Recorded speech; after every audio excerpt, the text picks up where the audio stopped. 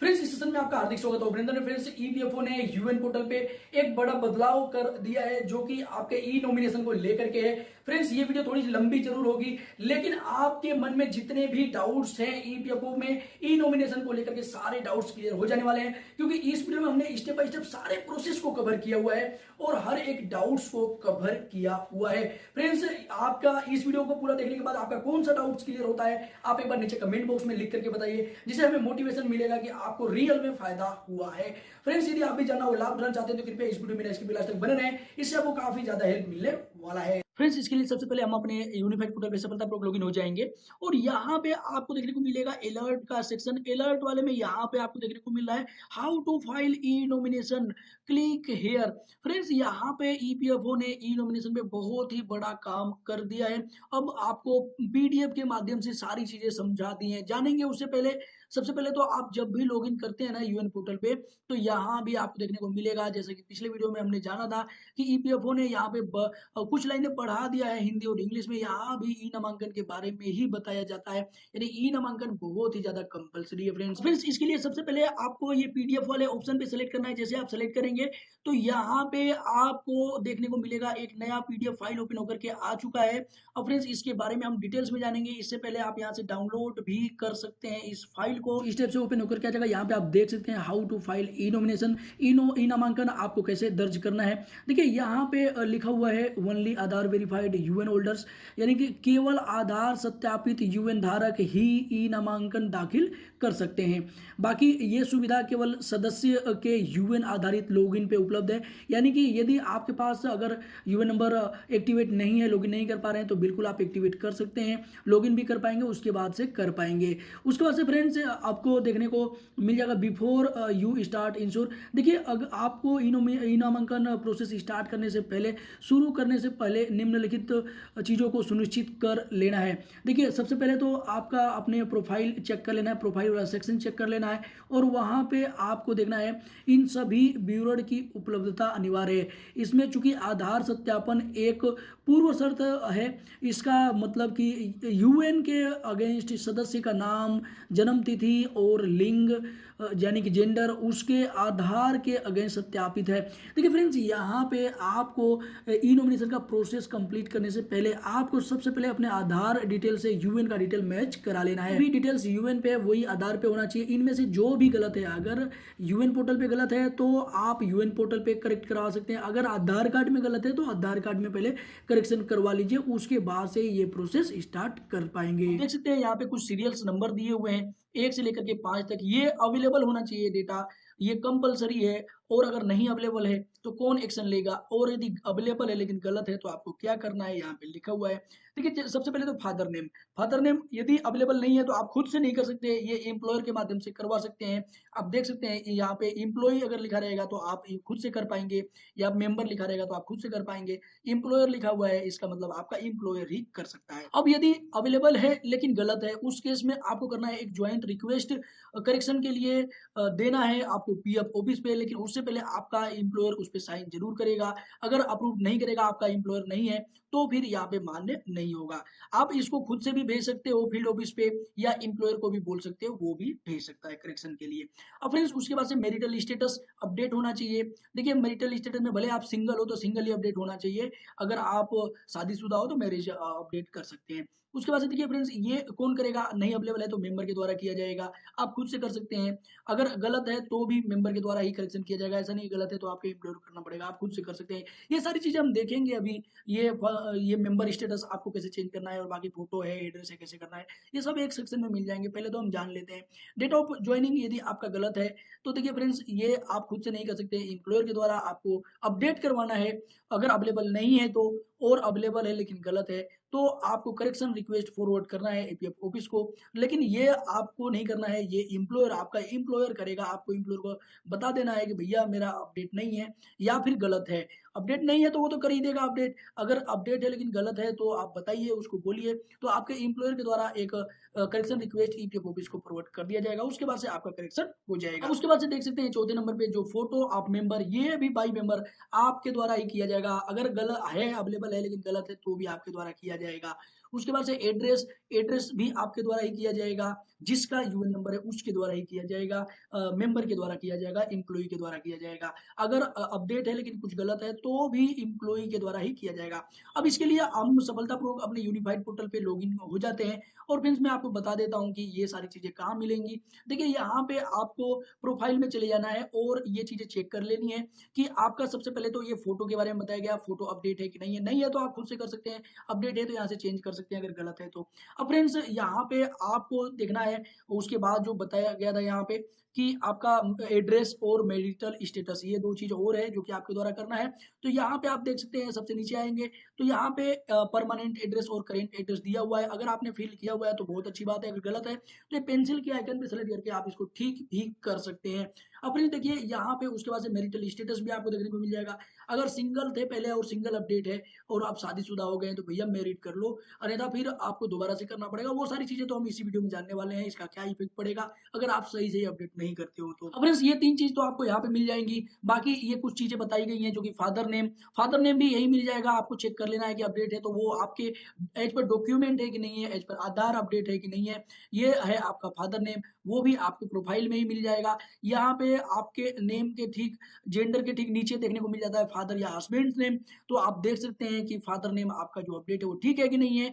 और बाकी रिलेशन आप देख सकते हैं कि यहाँ पर रिलेशन आपका फादर है। बाकी यदि आप फीमेल के केस में अगर पहले फादर नेम था आप हस्बैंड नेम करवाना चाहती हैं और हस्बैंड का नेम भी यहाँ करेक्ट करवाना चाहती हैं और रिलेशन में भी, तो ये सारी चीजें हैं वो यहाँ पे बताई गई हैं कि कौन करेक्ट करेगा। तो ये देखिए हालांकि यहाँ पे फादर नेम लिखा है, हस्बैंड नहीं लिखा हुआ है, लेकिन अगर आप चाहते हैं तो करवा सकते हैं। ये ज्वाइंट रिलेशन फॉर्म फिल करना पड़ेगा एम्प्लॉयर के माध्यम से और ईपीएफ ऑफिस को भेज देना है, वो ठीक हो जाएगा। अब फ्रेंड्स उसके बाद से आप देख सकते हैं एक चीज और के बारे में बताई गई है जो कि यहाँ पे डेट ऑफ ज्वाइनिंग के बारे में, ये चीज आपको यहाँ से चेक करनी है और व्यू पे आना है और सर्विस हिस्ट्री में चले जाना है। यहाँ पे आपको देखने को मिल जाएगा, ये है आपकी कंपनी दिख जाएंगी और यहाँ पे आपको डेट ऑफ ज्वाइनिंग देखने को मिल जाएगा। अगर अपडेट नहीं है तो अपडेट करवा लीजिए, अपडेट है लेकिन गलत है तो फिर आप अपने एम्प्लॉयर को बोलिए, वो एक करेक्शन रिक्वेस्ट ईपीएफ ऑफिस को भेजेगा, फिर करेक्ट हो जाएगा। Once the profile part is updated, देखो प्रोफाइल पार्ट अपडेट होने के बाद ई नॉमिनेशन फाइल करने का लिंक खुल जाएगा। फाइलिंग शुरू करने से पहले निम्नलिखित की जांच करना बेहतर है, आवश्यक डेटा रखने से फाइलिंग में मदद मिलेगी। अब फ्रेंड्स यहाँ पे आप देखते हैं you make a check list, देखिए आप योजना के परिभाषित परिवार के अनुसार परिवार के सदस्यों का डेटा के एक साथ सूची बना सकते हैं। सूची कुछ इस प्रकार से है, सूची को सबसे पहले आपको देखना जरूरी है, समझना जरूरी है, उसके बाद से आपको ई फाइलिंग में काफी ज्यादा हेल्प मिलेगी। देख लेते हैं जो चेकलिस्ट है, चेकलिस्ट में आपको देखने को मिलेगा सीरियल नंबर 1 से लेकर के 10 तक यहाँ पे कुछ डिटेल्स दिए गए हैं, इन लोगों को आप ऐड कर सकते हैं। फ्री ऐड करने के लिए आप देखते हैं डिपेंडेंट फादर, डिपेंडेंट मदर, यहाँ पे पति या पत्नी। देखिए पति और पत्नी के केस में यहाँ पे रिमार्क लिखा हुआ है, आप भले ना नॉमिनी बनाना चाहते हैं या फिर नहीं चाहते हैं, लेकिन आपको ऐड करना जरूरी है। आप चाहते हैं कि भैया उसको तो हम 0% देंगे, लेकिन आपको ऐड करना जरूरी है, यहाँ पे कंपलसरी है। आप वहाँ पे उनके शेयर में 0% लिख दीजिएगा।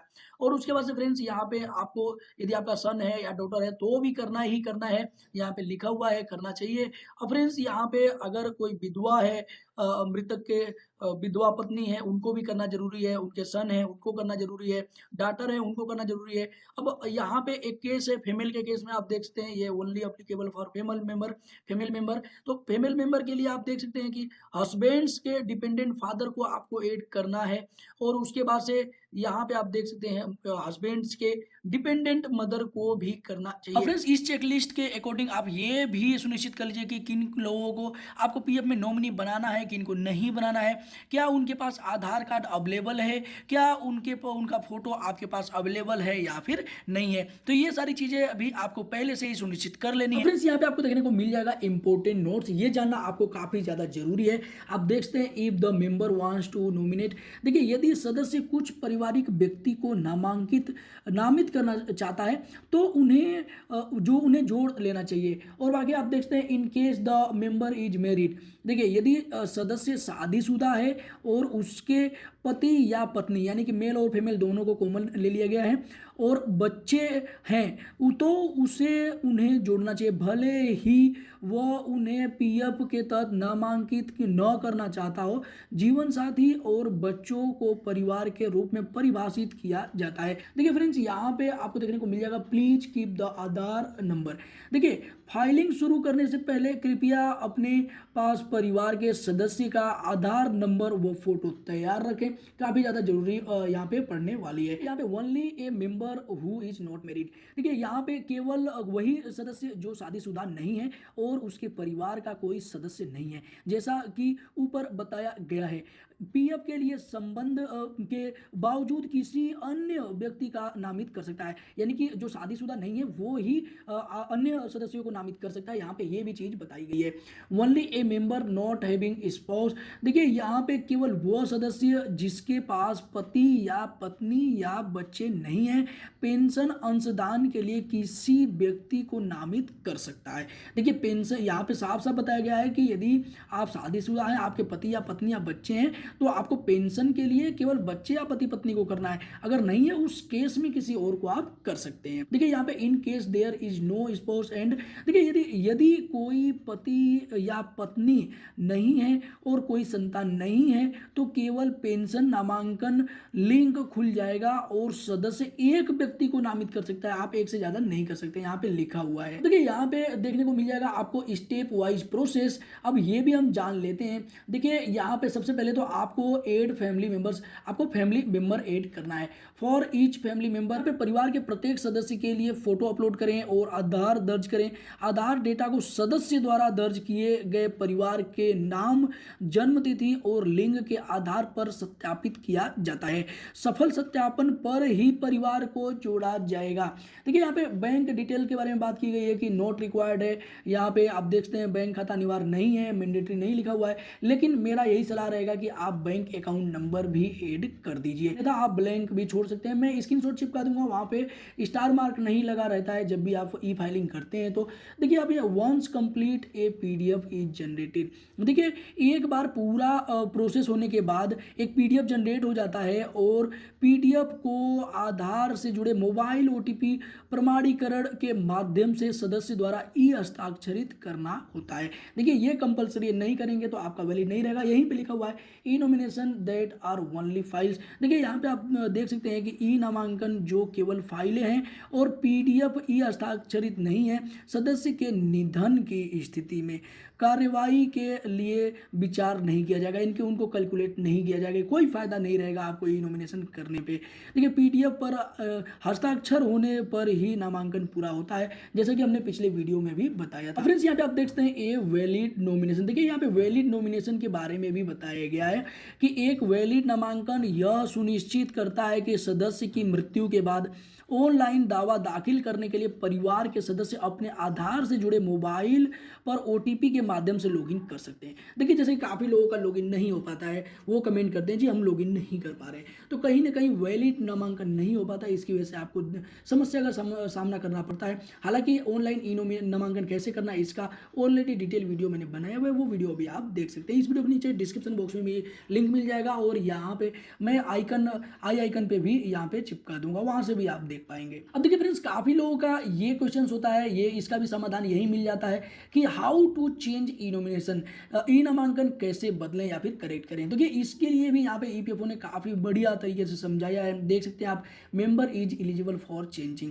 देखिए सदस्य यदि चाहे तो किसी भी समय नामांकन बदलने के लिए पात्र है, वो कभी भी कर सकता है। लेकिन यहाँ पे ध्यान दीजिएगा, सदस्य केवल सदस्य जीवित हालत में, मृत्यु की हालत में कोई और लॉगिन करके करेगा तो आपको काफी ज्यादा दिक्कतों का सामना करना पड़ेगा। काफी लोगों ने ये भी कमेंट करके बताया कि सर मेरे परिवार के सदस्य की मृत्यु हो गई और उसके बाद हमने चेंज किया और उसके बाद से हम काफी ज्यादा प्रॉब्लम में को फेस कर रहे हैं। तो देखिए ये केवल सदस्य के बारे में यहाँ पे बताया गया, ऐसा नहीं है कि सदस्य की आईडी कोई भी चला सकता है। देखिए सदस्य की आईडी सदस्य के लिए होती है और एम्प्लॉयर की आईडी एम्प्लॉयर के लिए होती है। देखिए यहाँ पे और भी चीजें देख सकते हैं, he has to file a fresh nomination. देखिए उन्हें एक नया नामांकन दाखिल करना होगा और उसी पर ई हस्ताक्षर करना होगा।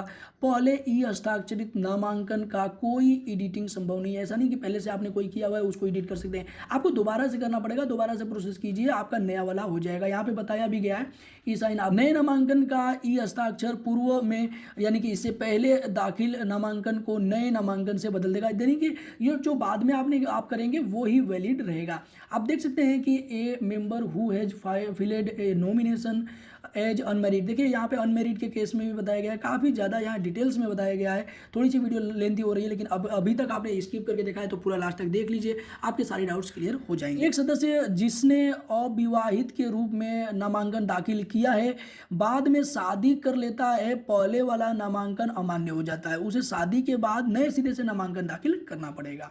तो आप देख सकते हैं यहाँ पे एक और पॉइंट हम देख लेते हैं, member should try to update. देखिए नए बच्चे के जन्म या फिर परिवार में नामांकित व्यक्ति की मृत्यु के कारण परिवार में परिवर्तन होने पर सदस्यों को नामांकन का अध्ययन करना चाहिए।